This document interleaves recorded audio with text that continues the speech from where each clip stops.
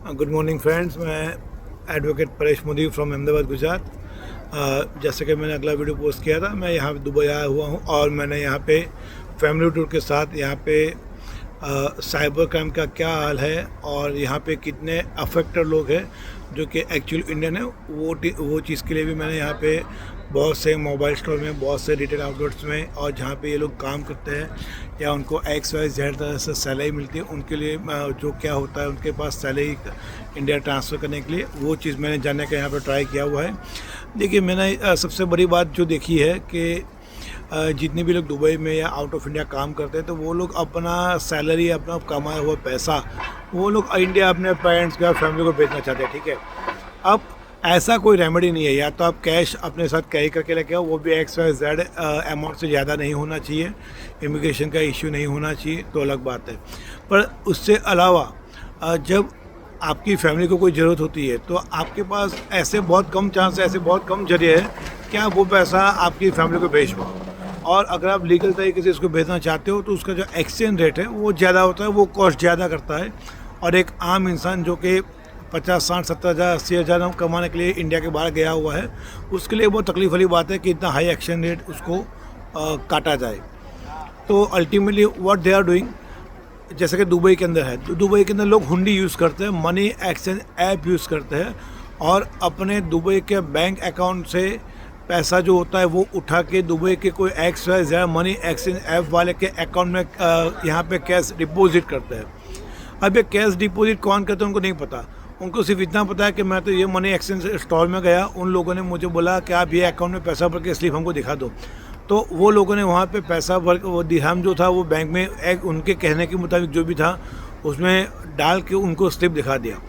जैसे वो स्लिप दिखा दिया वैसे ही इंडिया के अंदर इनके जो कनेक्टेड अकाउंट होते हैं, जो कि डमी अकाउंट यूज़ होता है या कोई और तरीके से वो लोग अकाउंट को यूज़ करते हैं और कई और रास्ते उन लोगों ने सिम कार्ड या अकाउंट यहाँ पे परचेज़ करके लिया हुआ है, तो ऐसे इंडियन अकाउंट से वो लोग आपके बैंक अकाउंट में पैसा ट्रांसफ़र करता है। अब जब ऐसा पैसा ट्रांसफ़र करता है तो वैसे देखा जाए तो वो इलीगल है, फेमा का भी भंग है और prevention of money laundering act के अंदर भी ये एक गुनाह माना गया है। पर सबको पता नहीं है, किसी को पता नहीं है कि ये वो कि जाने अनजाने में ये चीज़ हो रही है और नहीं पता। तो ये हुंडी और मनी एक्सचेंज से इंडिया में जब पैसा भेजते हो तो वो डमी अकाउंट से आपके एक्चुअली आपके फैमिली मेम्बर के अकाउंट में वो पैसा ट्रांसफ़र होता है और जैसे वो पैसा ट्रांसफ़र होता है तो साइबर क्राइम की नज़र में आ जाता है, कोई और उसको कंप्लेन करता है, मनी एक्सचेंज ऐप वाले डमी अकाउंट यूज़ करता है, डमी अकाउंट में फ्रॉड का भी पैसा आता है, तो जिसका फ्रॉड हो गया उसने कंप्लेन किया, अब वो कंप्लेन किया तो उसके पास सिर्फ अकाउंट नंबर के पास ये अकाउंट में मैंने ट्रांसफ़र किया और वो अकाउंट होता है जिस अकाउंट से आपके बैंक अकाउंट में पैसा आता है। तो ultimately you are going to be accused, आप सही में आप विक्टिम हो, पर साइबर क्राइम की नज़र में बैंक अकाउंट अनफ्रीज के लिए आप देखे जाए तो आप यहाँ पे एक्यूज बन चुके हो।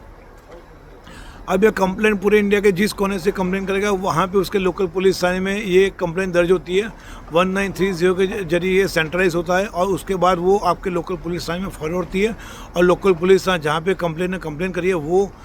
जो अकाउंट होल्डर के खाते में पैसा है वो अकाउंट होल्डर को वो नोटिस इशू करता है या उनका अकाउंट वो ब्लॉक करता है और उनको बोलता है कि बॉस यहाँ पे ये लोकल कंप्लेन हुई है तो आप कहीं भी रहते हो लेकिन आपको यहाँ पे आना पड़ेगा। बस यहाँ से शुरुआत होती है एक निर्दोष इंसान के फंसाने की और यहाँ से शुरुआत होती है कुछ, हालांकि पुलिस डिपार्टमेंट बहुत अच्छा काम करती है इंडिया के अंदर, लेकिन कुछ डिपार्टमेंट के अंदर कुछ लोग ऐसे हैं जो बहुत अच्छा ब्राइब मांगते हैं, बहुत लाखों में ब्राइब मांगते हैं और ऐसे लोगों को वो निचोड़ते हैं। जब पता है कि बंदा दुबई में है तो स्पेशली वो एक नोटिस इशू करके बोलता है कि you have to be present, आप दुबई छोड़ के अहमदाबाद या गुजरात या केरला या साउथ में या नॉर्थ में या कहीं भी कोई भी स्टेट में आप आइए, जब ये बहुत हॉरिबल और बहुत एक एक्सपेंसिव ये चीज़ हो जाती है। और इसी चीज़ का फ़ायदा उठा के कभी कभी कुछ भ्रष्टाचारी लोग पैसा की डिमांड करते हैं, पर ये चीज़ के अंदर आपको सिंपल से अपना बोनाफाइड दिखाना है। पर यहाँ पे तकलीफ ये है कि आपका बोनाफाइड आपकी जेन्युइननेस, आप यहाँ पे काम करते हो, आपका वर्क है, आपके पास IOC कार्ड है, आपके पास OCI कार्ड है या आपके पास वीज़ा है या आपके पास दुबई का कार्ड है या ऐसा कुछ भी, और जहाँ से आपने पैसा डाला, जहाँ पे पैसा लाया, जिस अकाउंट में पैसा, ये सब डॉक्यूमेंट आपके KYC सब कुछ प्रोड्यूस करने के बाद पुलिस और कोर्ट आपको ये पूछती है कि जिस अकाउंट होल्डर ने आपके अकाउंट में पैसा डाला उसको आप पकड़ के लेके आइए, जिस बंदे ने आपके अकाउंट में पैसा डाला वो अकाउंट होल्डर को मेरे सामने प्रेजेंट कीजिए, जो कि आपके लिए बिल्कुल इम्पॉसिबल होता है। एक्चुअली ये काम पुलिस का है और कोर्ट इजी है जिसके लिए पुलिस की इन्वेस्टिगेशन करने के लिए ऑर्डर भी दे सकती है, पर कोर्ट जहाँ तो उससे भी बहुत ही कॉस्टली हो जाता है। तो अल्टीमेटली पुलिस जब काम करने बैठती है तो वो बहुत जेन्युइनली काम करती है, लेकिन जब पुलिस को पैसा, कुछ पुलिस वाले को जब पैसा चाहिए होता है तो वो लोग इसके लिए बहुत बड़ा ब्राइब मांगते हैं, और ये कुछ स्टेट में तो ये बहुत ही हायर है। तो अल्टीमेटली जो बंदा कुछ पैसे के लिए दुबई कमाने आया हुआ है वो बहुत ही फंस जाता है, उसका बैंक अकाउंट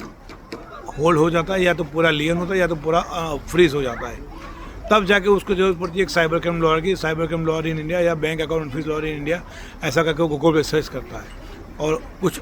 जाने माने एडवोकेट के पास जाता है। और ऐसे भी लोग मेरे पास भी आते हैं और हम लोग भी इनको समझा के थक जाते हैं, बॉस यू आर जेन्युइन। मैं बोल रहा हूँ, मैं एक बार नहीं 100 बार बोल रहा हूँ, यू आर जेन्युइन, आप फंसे हो। पर जब ट्रैवलिंग कॉस्ट होता है, ट्रैवलिंग कॉस्ट आपका भी लगता है, मेरा भी लगता है। ब्राइब पुलिस जब मांगती है तो आपको भी देनी पड़ती है, हमको भी देनी पड़ती है। हम हालांकि नहीं देना चाहते, पर मजबूरी में कभी कभी अकाउंट होल्डर के हित में हमको ये काम करना पड़ता है, और ये चीज़ हमको बहुत ही तकलीफ देती है। हम नहीं देते, पर कभी कभी लाचार हो जाते हैं, वो लोग कोई और बहाने से भी पैसा पड़ा लेते हैं जिसको आप ब्राइब नहीं बोल सकते, तो ऐसा भी होता है। पर अल्टीमेटली उसके बाद भी वो लोग आपके बैंक को मेल नहीं करते, उनको भी सुपीरियर होता है, उनके सुपीरियर ये ईमेल नहीं डालते हैं, और जब डालते हैं तो आपके बैंक स्पेशली कुछ बैंक ऐसी है जिनका LHO होता है, लोकल हेड ऑफिस, जब तक मेल मिलने के बाद भी जब तक local head office LHO branch को मेल नहीं करता है तब तक आपका अकाउंट अनफ्रीज नहीं होता है। तो ये सब बातें हैं जो हमने आपको बताई, पहले भी बोल चुका हूँ कि ये सब बातें में 98% लोग जेन्युइन होते हैं, पर जाने अनजाने में वो लोग फेमा का जो लॉ है उसके एक्यूज बन जाते हैं, प्रिवेंशन मनी लॉन्ड्रिंग एक्ट उनके वो लोग एक्यूज बन जाते हैं, और साइबर क्राइम के एक्यूज बन जाते हैं। तो ऐसी सब इन्फॉर्मेशन और बातें देखने के लिए मेरे चैनल को देखते रहिए। फिलहाल मैं दुबई आया हुआ हूँ, और ऐसा कुछ भी होगा तो यहाँ से और इन्फॉर्मेशन आएगा तो उसका भी मैं वीडियो बना के इसके ऊपर पोस्ट करूँगा। Thank you.